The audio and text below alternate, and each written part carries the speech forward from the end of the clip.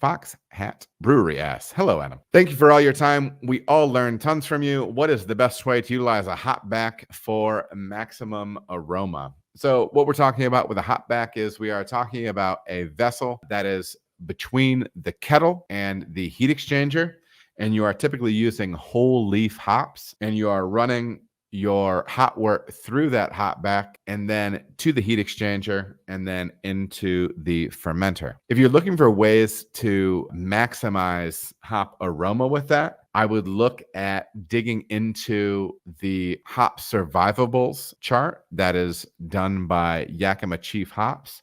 And I would look into getting whole hop cones because that's the best medium for, you can also use it as a way of kind of clarifying your beer.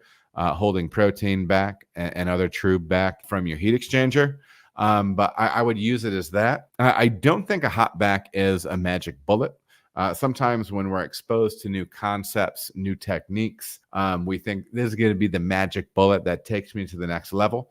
I do think it can be something that is used, folded in to make some incremental differences. But yeah, I do think it's a tool that you can fold in. But yeah, that would be my take on the whole hopback thing. It is a tool. It's one more thing that can potentially add a little nuance, but I would reference that chart and you would want to be looking at whole hops, I believe, in order to run that the right way. So yeah, appreciate the question, Fox Hat.